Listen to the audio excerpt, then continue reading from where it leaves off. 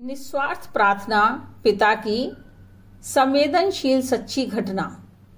बात कुछ पुरानी है। पिता और पुत्र जल मार्ग से यात्रा कर रहे थे, परंतु दोनों ही रास्ता भूल गए। अचानक उनकी नाव उनको ऐसे स्थान पर ले गई जहां पर दो टापू पास पास थे। जैसे ही दोनों टापू पर चढ़ गए, तभी नाव टूटकर पानी में डूब गई। पिता ने पुत्र को कहा, बेटा, ऐसा लगता है कि हम दोनों का अंतिम समय आ गया है, क्योंकि कोई भी सहारा दूर दूर तक दिखाई नहीं दे रहा है। पिता इस संकट की घड़ी में अपने को और पुत्र को बचाने के लिए कुछ सोचने लगे। तभी उनके मस्तिष्क में आया, क्यों न भगवान से प्रार्थना की जाए। यही सोचकर पुत्र से बोले, बेटा, जैसा कि दिखाई दे रहा है, हमारा अंतिम समय बहुत ही निकट है, पर अपने आप को बचाने के लिए हम भगवान से प्रार्थना तो कर सकते हैं। क्या पता भगवान हमारी सुन लें और हम बच जाएं। अब पिता और पुत्र दोनों ने अलग अलग टापू पर भगवान से प्रार्थना करनी शुरू कर दी। पुत्र ने ईश्वर से प्रार्थना करते हुए कहा, ईश्वर, इस टापू के ऊपर कुछ फल वाले पेड़ पौधे उग जाएं, जिससे उनको खाकर हम अपना जीवन बचा सकें। भगवान ने उसकी प्रार्थना तुरंत सुनी और टापू पर फल वाले पेड़ पौधे उग गए। पुत्र ये चमत्कार देखकर बहुत खुश हुआ।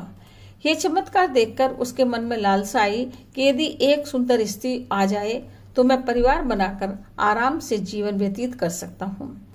उसने भगवान से प्रार्थना करते हुए कहा, भगवान, एक सुंदर स्त्री दे दो। तुरंत एक सुंदर स्त्री उसके सामने प्रकट हो गई। यह देखकर उसका लालच और बढ़ने लगा और सोचने लगा कि मैं जो भी प्रार्थना करके मांग रहा हूँ सब पूरी हो रही है, इसलिए अब क्यों ना यहाँ से बाहर निकलने का रास्ता मांगू। उसने कहा, एक नई नाव आ जाए और मैं उसमें बैठकर चला जाऊं। तुरंत ही एक बिल्कुल नई नाव आ गई। पुत्र उसमें बैठकर जाने लगा।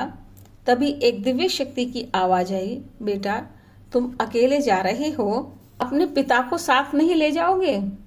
पुत्र बोला, उनको छोड़ो, उन्होंने भी तो अपने बचने के लिए प्रार्थना की होगी। उनकी प्रार्थना में इतनी शक्ति नहीं होगी जो उनकी इच्छाएं पूरी करवा पाए। उनके मन में जरूर कोई खोट होगा, इसलिए अपने किए का फल तो उन्हें भुगतना ही पड़ेगा। दिव्य शक्ति पुत्र के गंदे विचारों को सुनकर बोली, क्या तुम्हें पता है तुम्हारे पिता ने प्रार्थना में क्या मांगा था? पुत्र बोला, नहीं। दिव्य शक्ति ने कहा, तुम्हारे पिता ने तुम्हारे जीवन की रक्षा मांगी और कहा, हे ईश्वर, मेरा बेटा जो मांगे उसे दे देना। मेरा क्या, वैसे भी मेरी तो उम्र हो ही गई है, सब कुछ देख चुका हूँ, उसका तो अभी संसार शुरू हो रहा है, इसलिए भगवान उसकी हर इच्छा पूरी कर देना। दिव्य शक्ति ने आगे कहा, तुम्हें जो भी मिला है वह तुम्हारी अपनी प्रार्थना का फल नहीं, बल्कि तुम्हारे पिता की प्रार्थना का फल है। यह सुनकर बेटा बहुत शर्मिंदा हुआ और दिव्य शक्ति तथा पिता से क्षमा याचना की और पिता को अपने साथ लेकर के चला गया।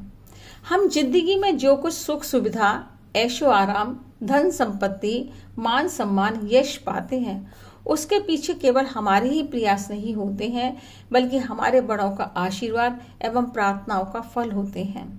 लेकिन हम अपने मद में चूर होकर पूरा श्रेय अपने को देते हैं और बड़ों के प्रयासों को इग्नोर कर देते हैं, जिसके परिणाम आगे चल करके भुगतने पड़ते हैं। अतः हमेशा जीवन में बड़ों का सम्मान करते रहना चाहिए। बड़ों की प्रार्थना में वो शक्ति होती है जो बड़ी से बड़ी बाधाओं को काट देती है।